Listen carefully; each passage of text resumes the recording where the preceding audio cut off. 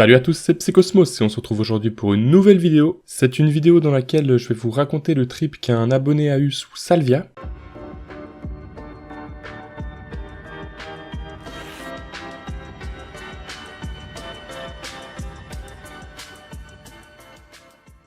Le trip est vraiment exceptionnel, comme vous allez pouvoir l'entendre. Il passe vraiment par une flopée d'émotions incroyables, que ce soit des émotions négatives et positives. Évidemment, ça se passe pas toujours bien, comme vous allez pouvoir le voir. Et juste avant qu'on commence, j'aimerais dire merci à toutes les personnes qui financent le projet du dessin animé que je vais sortir. On est déjà à 26% du financement, c'est vraiment incroyable. Et donc, si tu veux plus d'informations sur le dessin animé, je te laisse aller voir dans la description. Tout est sur le lien dans la description. Et donc, je vais pouvoir commencer à vous raconter ce trip haut en couleur. Il devait être vers 23h, nous nous rendons chez Julien, qui sera le gardien de 3 débutants, et le seul à ne pas toucher à la sauge divinatoire. Nous étions donc 4, Julien, Valentin, Samuel et moi-même. On commence à s'installer, je sors le banc que Julien commence à remplir. Je regarde l'herbe, qui me rappelle étrangement de l'ortie séchée, elle m'a l'air bien inoffensive. J'étais cependant très anxieux, mais aussi très curieux. Le stress montait tout doucement et j'avais de la peine à me motiver. Samuel se roule un pet, pour s'occuper, tandis que Valentin m'explique comment garder la fumée jusqu'à ne plus avoir de souffle. Julien pose le banc sur la table, et il sort son chien pour ne pas nous déranger. Me voilà seul sur le canapé en cuir noir, mes amis me laissant la place et préparant leurs chaises en rond. Je me crois au centre d'un amphithéâtre avant même le début du trip. Julien me met une dose qu'il considère faible. Il me regarde, tenant son briquet de tempête, et me demande si je suis prêt. Je lui réponds que je suis prêt. Je ne l'étais pas. Je tire. Toute la douille finit consumée, je la conserve au maximum une vingtaine de secondes, je me sentais juste en train d'étouffer. Puis je recrache la fumée, et le voyage commence. À peine la fumée recrachée que je commence à paniquer. Ma tête tourne, mon corps se tord, j'ai l'impression d'être un corps caoutchouteux qui se distord dans une forme de tourbillon où ma tête resterait la seule partie droite. Je pensais contrôler la défonce, mais je ne suis même pas encore parti que je me sens impuissant. À ce moment, je me dis que je subis la drogue, je ne la maîtriserai pas. Je me dis que c'est horrible et qu'il faut qu'on m'aide, je veux sortir de ça, je ne veux pas ça. Je me lève, commence à marcher, les murs autour de moi disparaissent, j'ai l'impression de voir le monde en 2 dimensions, comme si je voyais une simple image fixe immobile tandis que je me déplace vers elle. Mes jambes tremblent, j'ai peur, je commence à oublier où je suis et une terreur infinie me prend, j'ai l'impression que je ne reviendrai jamais. À ce moment, je marchais dans le couloir sans m'en rendre compte, et Julien m'attrape pour éviter que je rentre dans le mur, et d'un coup, énorme bad. Je vois Julien dans le couloir, je me contente de le contourner pour passer derrière lui, où se situe un autre Julien. Puis après avoir poussé ce clone, je prends conscience d'une infinité de clones, des milliards de Juliens, une infinité qui s'étendent comme une mer infinie, et tout ça de manière kaléidoscopique. J'entends juste une phrase infinie qui me dit « Eh gros, ça va ?» Et cette phrase est répétée avec une légère latence par l'armée de tous les Juliens. Et le léger décalage provoque un canon qui se transforme en un bourdonnement assourdissant. À ce moment-là, je vois encore Julien qui me tend la main. Je passe derrière lui et j'ai l'impression de chuter en permanence, tout en marchant de manière stable. Une fois sa main prise, je me retrouve exactement au même endroit que là où j'ai pris sa main. Et Julien me retend sa main. Je revis le même moment en boucle, comme un CD bloqué. J'en ai assez de ce cauchemar, je me débats. Je vis au moins 100 fois d'affilée cette action identique. L'impression d'être coincé à tout jamais dans ce monde qui lag. Je me sentais piégé dans un instant du temps. Condamné à répéter pour l'éternité cette même action de chute et d'attrapage de main. À ce moment, je pensais être à la fois dans le canapé et en même temps dans le couloir. L'impression de se situer en 2 endroits au même instant. Je me retourne et là je perds complètement pied avec la réalité.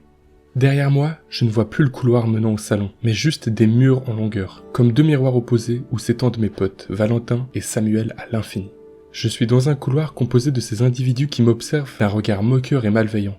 J'ai l'impression qu'une présence malveillante me veut du mal. Je ne suis pas le bienvenu dans ce monde. Passant à côté de Julien, je marche dans un monde composé uniquement des membres de mes amis. Les murs, le plafond et le sol étaient composés de bras, de jambes et de têtes. Le sol me paraissait instable et moelleux.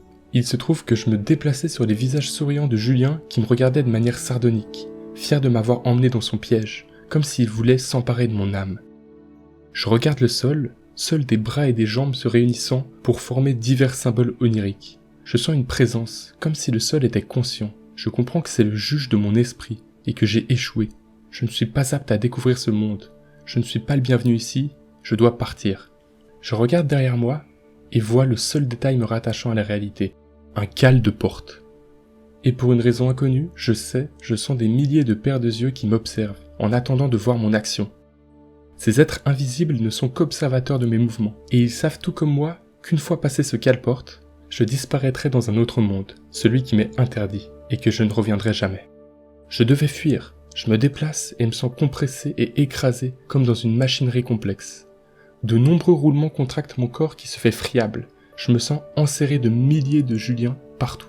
Je ressens le besoin de m'allonger sur cette marée humaine qui m'apparaissait depuis quelques secondes dans une teinte bleutée. Finalement, je m'allonge. Et là, je me téléporte instantanément. Une coupure, d'un coup, plus calme et apaisée. Je suis au fond de mon lit, sous de belles couvertures bleues.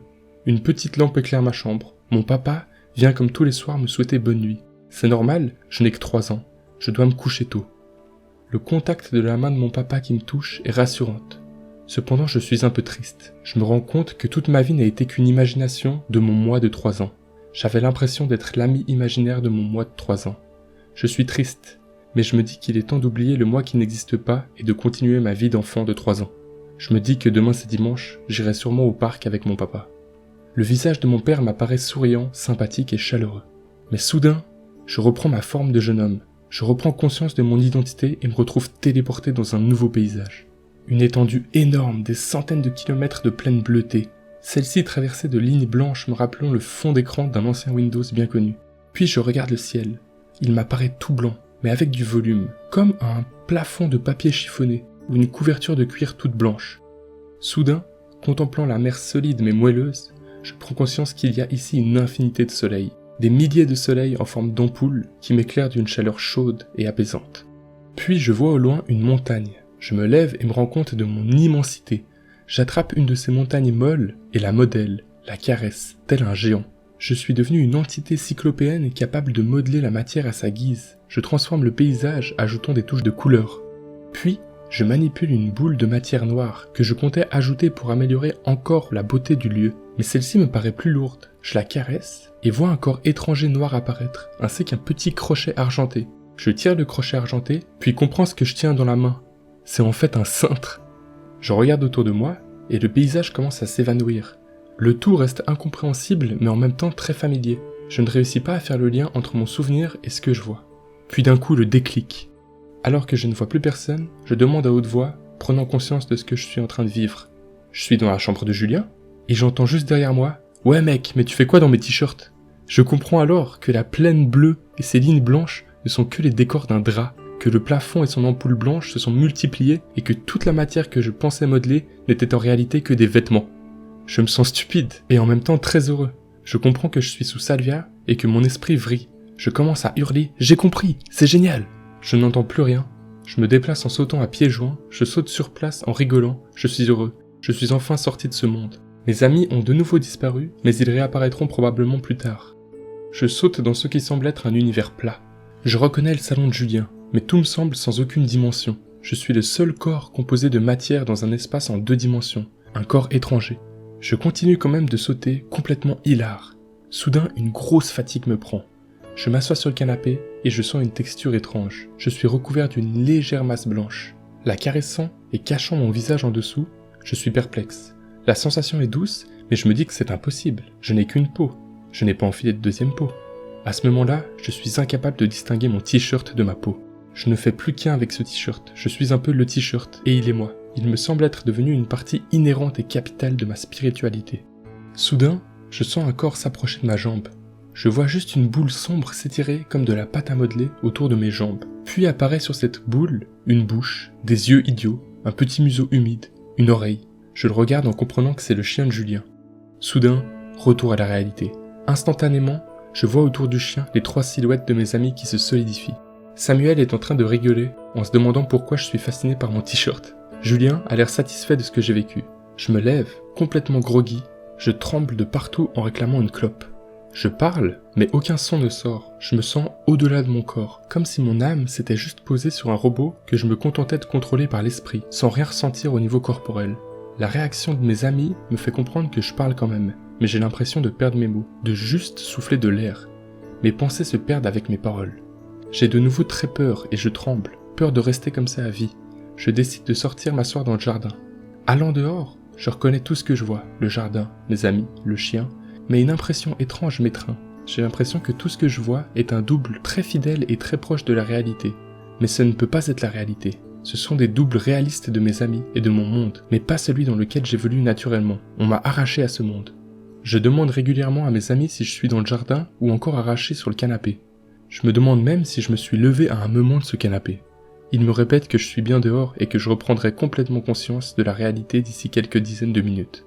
Ce voyage m'a semblé durer un bon quart d'heure, voire 20 minutes. Il n'a en réalité duré, dans le monde réel, que 3 petites minutes. C'était très perturbant. Et voilà, c'est comme ça que se finit le trip de cet abonné, qui est vraiment incroyable, je trouve. J'étais vraiment fasciné quand je l'ai lu, et du coup, encore plus fasciné à vous le raconter. Et donc, c'est comme ça que je vais pouvoir gentiment finir la vidéo. Si elle t'a plu, n'hésite pas à liker, partager et t'abonner, hein. Et aussi, si mon projet de dessin animé 3D te plaît, je t'invite à aller voir sur le lien dans la description pour aider à sa création. Et voilà, donc c'est comme ça que je vous laisse et je vous dis à plus les potes et on se voit dans une prochaine vidéo.